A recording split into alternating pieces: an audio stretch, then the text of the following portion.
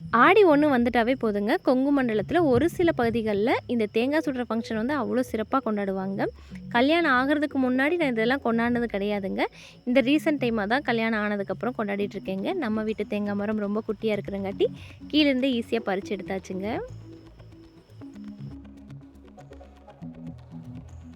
போன வருஷம் பார்த்தீங்கன்னா, மாமாவே எல்லா வேலையும் பண்ணி குடுத்துட்டாரு. தேங்காய் சுடுறது மட்டும் தான் என்னோட வேலையா இருந்துச்சுங்க. இந்த வருஷம் நீயே பண்ணு அப்படின்னு சொல்லியிருந்தாரு. அவர் வந்து ஃபுல் சப்போர்ட் பண்ணியிருந்தாரு. நம்ம தேங்காய் போடுறதுலேருந்து, தேங்காய் உரிக்கிறதுலேருந்து, அதுக்கு வந்து உரசி எடுக்கிறதுலேருந்து எல்லாமே நாம தான் பண்ணியிருந்தோங்க. அப்பப்போ வந்து ஹெல்ப்பும் பண்ணிட்டு இருந்தாரு. கொஞ்சம் வேலையா இருக்கிறங்காட்டி, நாம இன்னைக்கு வந்து ஃபுல்லாவே நாம பண்ற சூழ்நிலை ஆயிருச்சுங்க.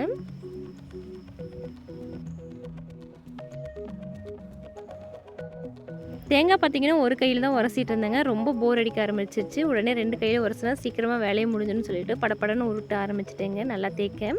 கொஞ்ச நேரத்திலேயே பார்த்தீங்கன்னா, தேங்காய் முழு முழுன்னு ஆயிருச்சுங்க.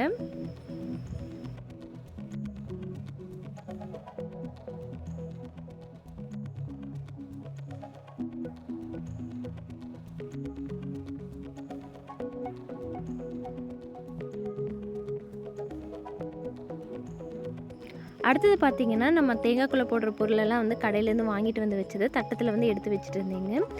தம்பியும் வந்து நானே எடுத்து வைக்கிறேம்மா அப்படின்னு சொன்னோனேயும், சரிப்பா எடுத்து வைன்னு சொல்லிட்டோம். அவனும் மேலே சிந்தி, கீழே சிந்தி ஓரளவுக்கு எடுத்து வச்சுட்டு இருந்தாங்க.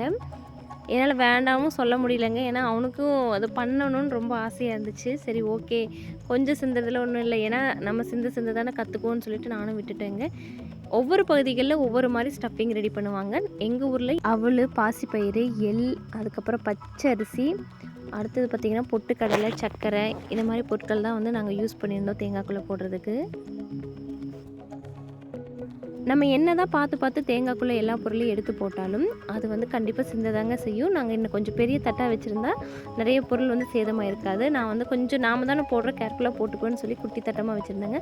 அதுக்கப்புறம் தம்பியும் போடுறம்போது நெறைய பொருளெல்லாம் கீழ சிந்திருச்சுங்க. பருப்பு, அவல் இதெல்லாமே நெறையவே கொட்டிருச்சுங்க. கடைசியா வந்து ஓரளவுக்கு எல்லாம் போட்டு முடிச்சுட்டு, மஞ்சள் தடவி குச்சிலேயும் மஞ்சள் தடவிட்டு, அடுத்து சுட தான் போகிறோங்க. நாங்க வந்து நொச்சி குச்சி யூஸ் பண்ணியிருக்கோங்க. வாதனா மரத்தோட குச்சி யூஸ் பண்ணலாம். கசப்பு சுவையுடைய குச்சி வந்து மோஸ்ட்லி யூஸ் பண்ண மாட்டாங்க.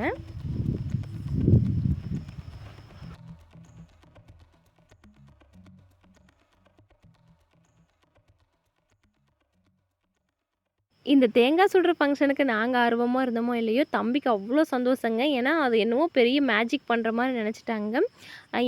இதே மாரி தாங்க போன வருஷமும் ரொம்ப ஆர்வமா இருந்தா. எல்லாம் சுட்டு சாமியெல்லாம் கும்பிட்டுட்டு சாப்பிடும்போது நல்லாவே இல்லன்னு சொல்லிட்டாங்க சாப்பிட்டு பார்த்துட்டு. எனக்கு அதுதான் தோணுச்சு. இந்த வருஷமும் நீ அத தான் சொல்ல போறான்னு சொல்லிட்டு. பட் அவனுக்கு ஞாபகம் இல்லையாட்ருக்குதுங்க.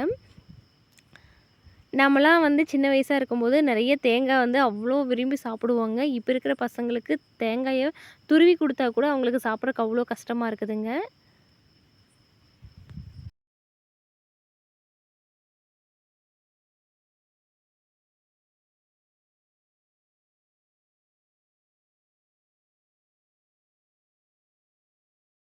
இந்த வருஷம் பார்த்தீங்கன்னா, எனக்கு நெறைய புது அனுபவங்கள் தாங்க. ஏன்னா ஃபுல்லாவே நானும் குட்டி தம்பி தான் பண்ணிட்டுருந்தோம். மாமா வந்து இன்ஸ்ட்ரக்ஷன் தான் அப்பப்போ குடுத்துட்டு இருந்தாரு.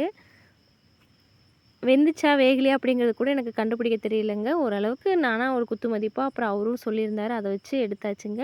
ஃபைனலா வீட்டுக்கு எடுத்துட்டு போயி சாமி கும்பிட்டுட்டு சாப்பிட போறோங்க.